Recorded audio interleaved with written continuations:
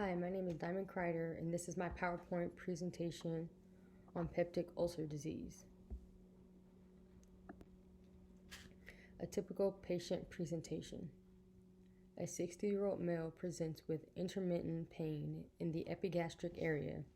He reports the pain began a few hours after eating. The patient has a history of use of NSAIDs. Patient also reports burning sensation in his abdomen. The pain progresses when his stomach is empty. He notes that the pain subsides when he takes antacids. The etiology of peptic ulcer disease. A decline in the mucosal synthesis of prostaglandins. A patient's history of NSAIDs. NSAIDs can cause prostaglandins to decrease. An infection caused by H. pylori. Peptic ulcers are defects of gastrointestinal mucosa that extends through the mucociliary mucosa because of the presence of acid and pepsin. NSAIDs can block certain enzymes that produce prostaglandins, which are vital in inflammatory response. The most common cause of peptic ulcer disease is an infection of Helicobacter pylori. Helicobacter pylori is a gram-negative bacteria that enters the body and attacks the lining of the stomach.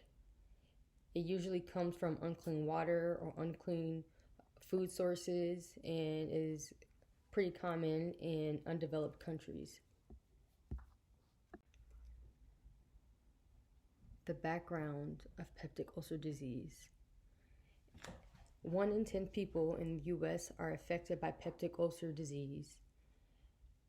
It affects 6 million Americans per year, and the mortality rate is 5% to 25% due to sepsis caused from a perforated peptic ulcer. It affects almost 4 million people outside of the U.S. as well. It can appear in individuals who are between the ages of 30 to 50, but it can also occur in anyone of any age. The mortality rate is mostly due to sepsis and hemorrhaging from the ulcer. If it goes untreated, it can cause hemorrhaging. Some risk factors of peptic ulcer disease is alcohol use, excessive smoking, old age, chronic diseases, and infection of H. pylori bacterium. Some of the chronic diseases that are risk factors are emphysema, rheumatoid arthritis, obesity, diabetes, and stress.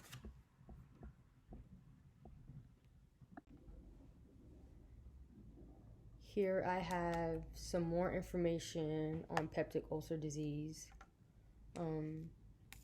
Alcohol use increases the risk of peptic ulcer disease because it damages the lining of the gastric mucosa. This increases the production of stomach acids. Smoking can also damage the mucosal lining because it can affect the immune system and causes the body to not be able to fight this infection properly.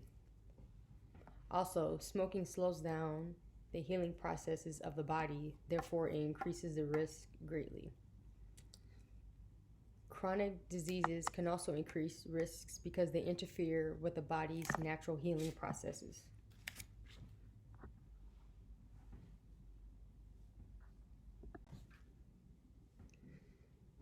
Here is the pathophysiology of peptic ulcer disease. A peptic ulcer begins to form when there is an irregularity that can cause the mucosal layer of the body to become more permeable and weak. The gastric mucosal layer of the stomach becomes weak and limits the ability to create a protective layer against the acids. The parietal cells begin to decrease, causing acids such as pepsin and hydrochloric acid to secrete. Ulcers mostly develop in the antral region, which is the lower area of the small intestines.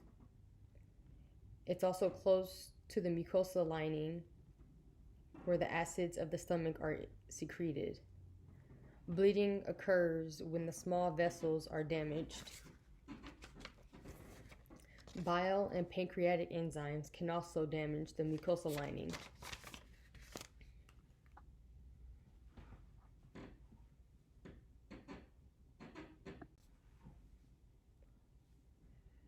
The symptoms of peptic ulcer disease are a burning sensation in the stomach between meals.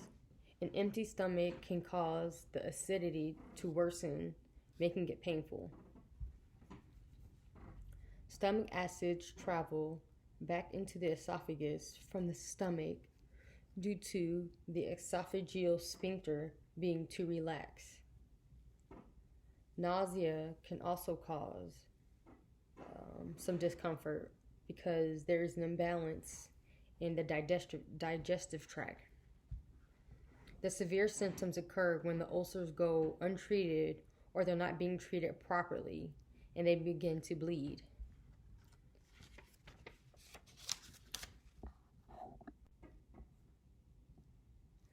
This can cause severe symptoms to occur if left untreated, such as dark stool caused by bleeding. This happens when the ulcers become severe and begin to bleed and mix with the digestive fluids, which can cause blood in your stool. Vomiting due to ulcers, blocking or not allowing correct passages of food, severe weight loss due to the increased vomiting, and severe pain in the abdomen due to worsening of the peptic ulcers.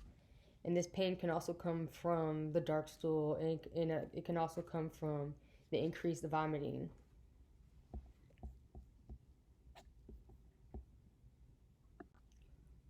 When a doctor is diagnosing a patient with peptic ulcer disease, they're looking for epigastric pain, which is pain below the ribs in the upper abdomen area.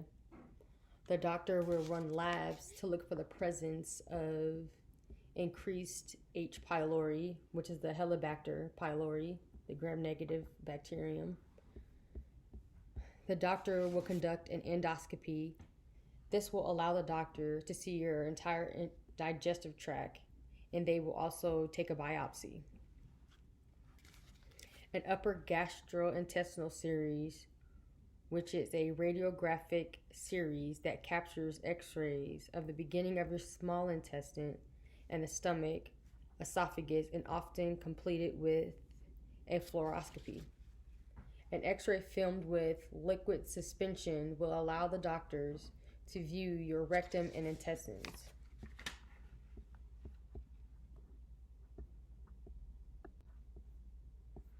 Some treatments for H. pylori will be to receive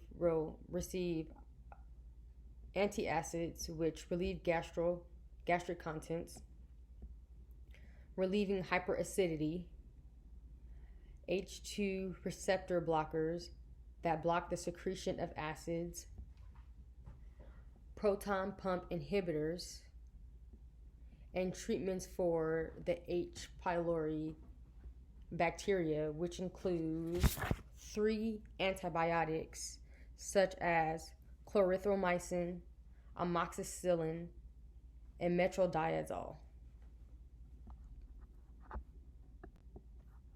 Here are my references for peptic ulcer disease. I hope you enjoyed this presentation, and have a good day.